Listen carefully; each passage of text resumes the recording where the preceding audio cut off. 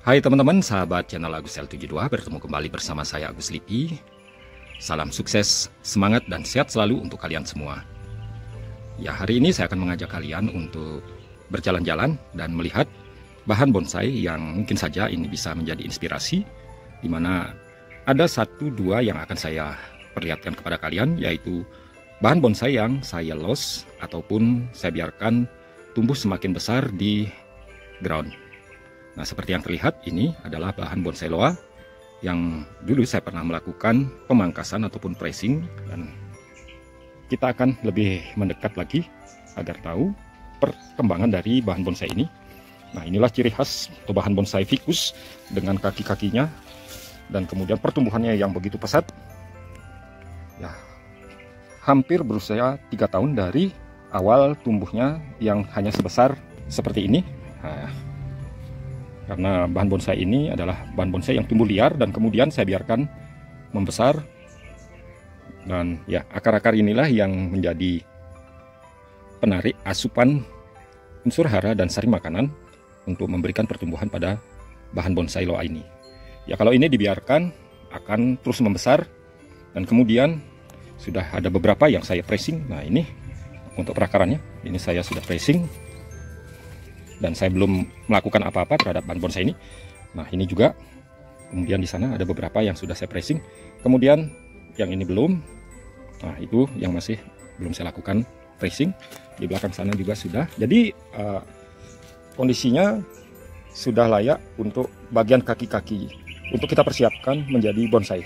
Nah, kalau ini belum saya lakukan pressing terhadap akar tunggang, akar yang menancap ke dalam, ini baru belum bisa kita memanfaatkannya untuk bahan bonsai. Karena kalau sudah sebesar ini kita press di bawah, mungkin sudah terlambat, ataupun kita harus menggunakan tenaga ekstra untuk menggali, kemudian membuat lubang dan memotong bagian bawah.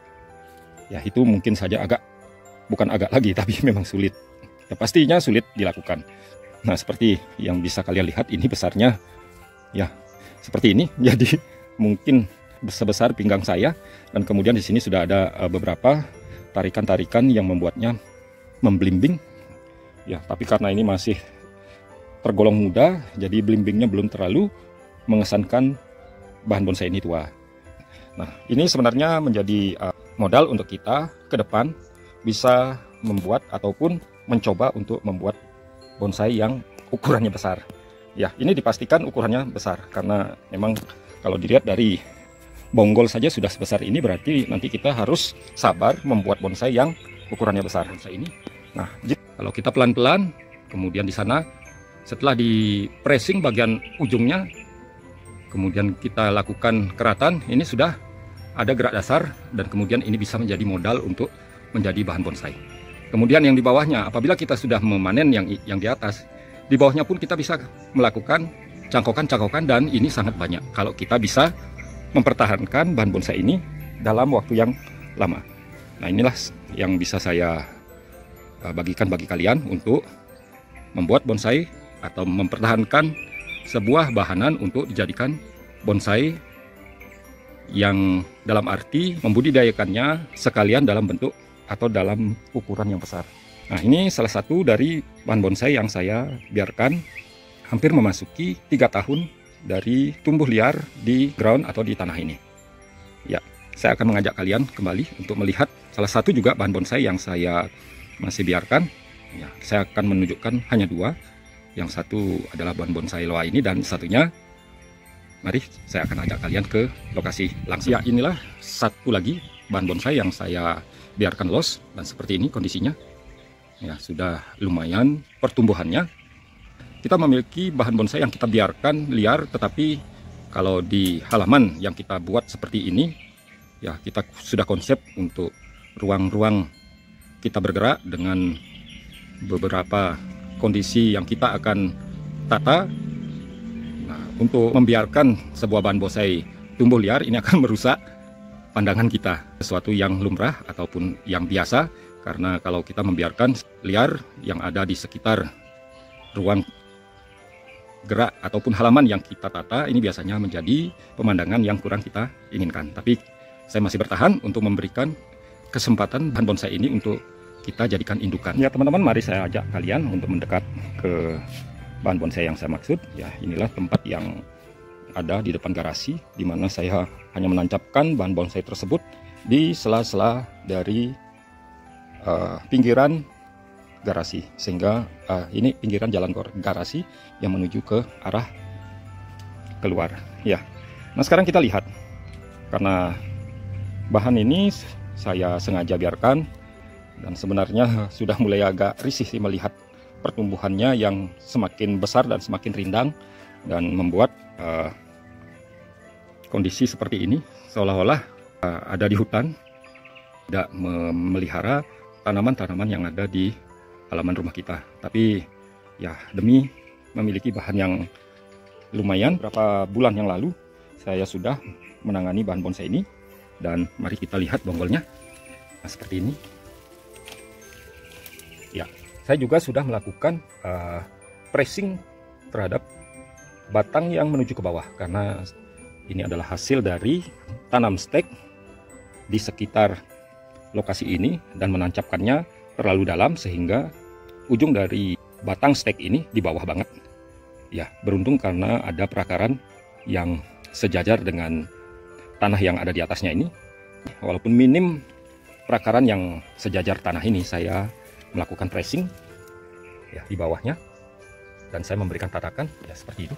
Itu tatakan dengan keramik, pecahan keramik, dan kemudian di sini bagian ini yang tidak ada perakaran, jadi akarnya yang di posisi ini kosong, dan kemudian ada beberapa akar yang tumbuh, dan seperti yang kita lihat ini sudah mulai membesar ya, karena posisinya di tengah rimbunan seperti ini.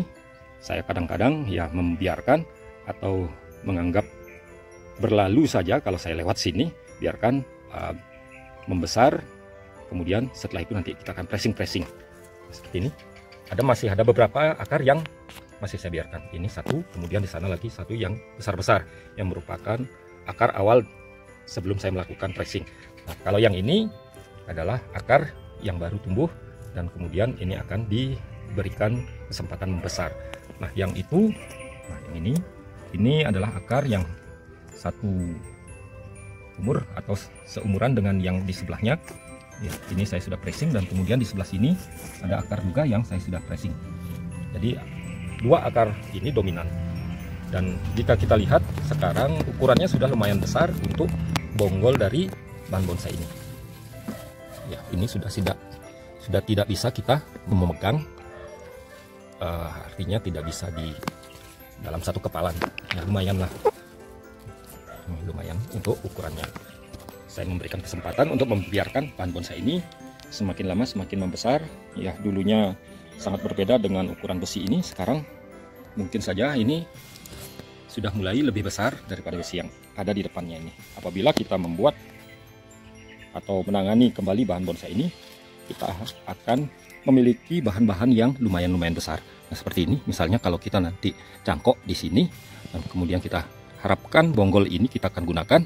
Di sini kita cangkok, kita sudah memiliki bahan yang sebesar ini. Ya, begitu pula kalau kita naik, itu juga bisa menjadi bahan cangkok di sini. Kemudian diteruskan ke atas. Ya, ini juga bisa menjadi bahan cangkok yang lumayan besar lah. Jadi kalau kita berniat untuk memiliki bonsai dan kita berani untuk membiarkannya menjadi lebih besar, kadang-kadang kita harus mengorbankan sisi dari halaman rumah kita, walaupun terlihat sedikit rimbun dan sangat mengganggu. Nah, seperti ini. Ya.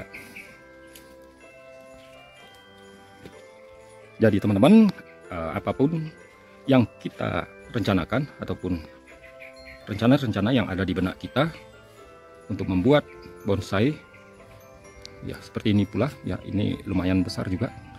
Di kamera mungkin agak kecil, tetapi jika kenyataannya ini sudah lumayan besar. Nah, kalau ini kita jadikan bahan-bahan bonsai cangkokan, kita memiliki bahan cangkokan yang ukuran lumayan untuk dibudidayakan. Nah, segala sesuatu kita bersabar, kita mengorbankan satu sisi kedepannya kita bisa memiliki bahan-bahan bonsai yang lebih besar. Ya, karena awal kalau saya ingat 3 tahun yang lalu saya hanya mendapatkan bahan bonsai dari teman, ya limbah dari teman, bekas potongan-potongan yang hanya sebesar kelingking. Sekarang kita mengupayakan sendiri hasil tanam yang diberikan tersebut, dan kemudian ini bisa menjadi bahan bonsai. Ya, saya kira demikian dulu pembahasan kita di video ini. Mari kita selalu berupaya untuk berkarya bonsai dengan kemampuan dan keberadaan kita. Ya, jangan terlalu memaksakan agar kita tidak salah langkah sehingga dapat merugikan diri kita sendiri. Gunakan sumber daya apapun yang kita miliki dan apapun yang bisa kita kerjakan, mari kita kerjakan. Semangat selalu, sampai bertemu kembali di kesempatan yang lain. Salam.